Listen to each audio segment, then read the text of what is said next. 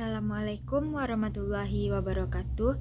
Perkenalkan, nama saya Vina Febiola, nomor absen 15 dengan NIM 2111022021. Saya akan mempresentasikan akuntansi perbankan mengenai tabungan. Pertama-tama yaitu kita harus mengetahui terlebih dahulu apa yang dimaksud dengan tabungan. Tabungan adalah simpanan yang penarikannya hanya dapat dilakukan menurut syarat tertentu yang telah disepakati, tetapi tidak dapat ditarik dengan cek, biliet, giro, atau alat lainnya yang dipersamakan dengan itu. Setelah mengetahui pengertian dari tabungan, selanjutnya kita akan mengenal jenis-jenis tabungan. Ada beberapa jenis tabungan, yaitu yang pertama tabungan konvensional. Tabungan konvensional ini merupakan salah satu dari jenis tabungan yang ada di Indonesia.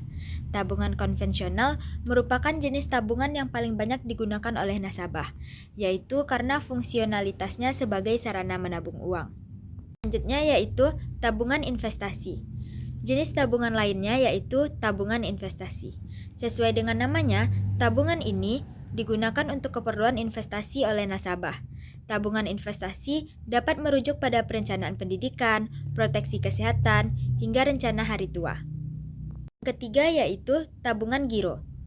Tabungan giro merupakan bagian dari jenis tabungan di Indonesia yang banyak diminati oleh nasabah. Nasabah pada tabungan giro biasanya adalah perusahaan yang memanfaatkan untuk keperluan transaksi berupa biliet dan cek.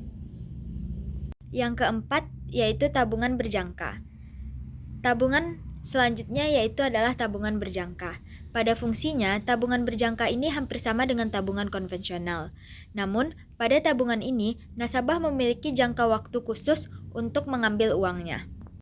Yang kelima yaitu tabungan valuta asing.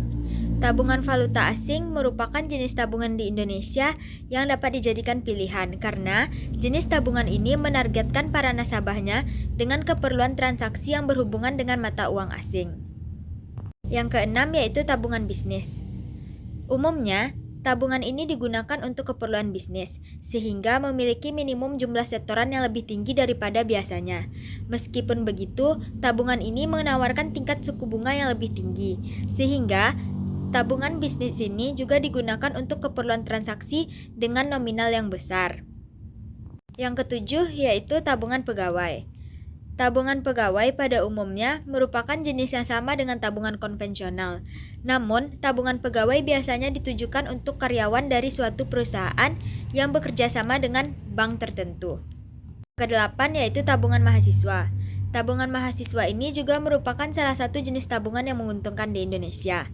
Karena sesuai dengan namanya, tabungan ini hanya diperuntukkan bagi mahasiswa yang ingin menabung. Bank menawarkan berbagai kemudahan untuk tabungan mahasiswa, yaitu biasanya bebas biaya administrasi dan jumlah setoran awal yang minim. Yang kesembilan yaitu tabungan anak. Jenis tabungan ini diperuntukkan khususnya untuk anak. Jadi, setiap orang tua tentu menginginkan kebutuhan untuk anaknya agar terpenuhi. Tabungan anak ini memungkinkan orang tua untuk mempersiapkan anggaran kebutuhan dana anaknya sejak dini. Lalu yang terakhir yaitu tabungan haji. Sesuai dengan namanya, tabungan haji ini bertujuan untuk menjaga perjalanan haji agar terhindar dari permasalahan keuangan yang mungkin terjadi. Sebab ketentuan tabungan haji cenderung cukup tegas, sehingga nasabah akan lebih disiplin dan memprioritaskan pembayaran.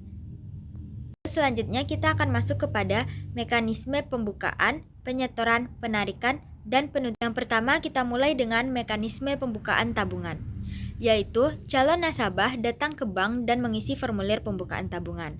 Nah, selanjutnya calon nasabah biasanya harus menyediakan dokumen identifikasi seperti KTP atau SIM. Dan kemudian bank akan memproses permohonan dan memberikan nomor rekening kepada para nasabah. Lalu selanjutnya yaitu mekanisme penyetoran tabungan. Nasabah dapat melakukan penyetoran dana ke rekening tabungan mereka kapan saja. Hal ini dapat dilakukan di cabang bank, mesin ATM, atau bahkan secara online melalui transfer. Dan setiap kali nasabah menyetor dana, saldo rekening mereka akan bertambah. Nah, mekanisme selanjutnya yaitu mekanisme penarikan tabungan. Mekanisme penarikan penabungan ini yaitu nasabah dapat menarik dana dari rekening tabungan mereka sesuai dengan saldo yang tersedia. Penarikan ini dapat dilakukan melalui cabang bank, ATM, cek, transfer, atau layanan perbankan online. Dan tentu ada batasan jumlah penarikan harian untuk mencegah penyalahgunaan rekening. Mekanisme yang terakhir yaitu mekanisme penutupan tabungan. Jika nasabah ingin menutup rekening tabungan mereka, biasanya harus mengunjungi cabang bank. Lalu semua saldo yang tersisa akan dicairkan atau ditransfer sesuai permintaan nasabah. Setelah penutupan, rekening akan dihapus dari sistem bank.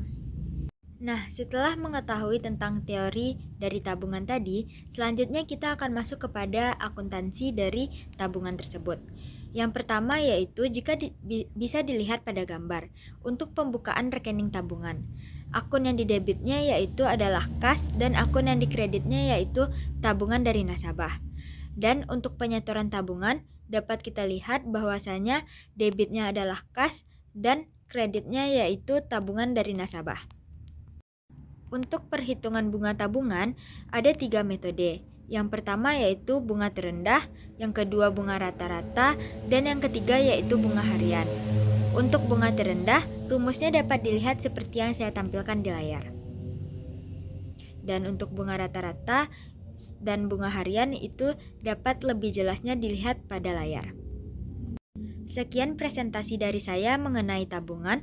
Mohon maaf apabila ada salah dan kurang. Saya akhiri dengan wabillahi taufiq wal hidayah. Wassalamualaikum warahmatullahi wabarakatuh.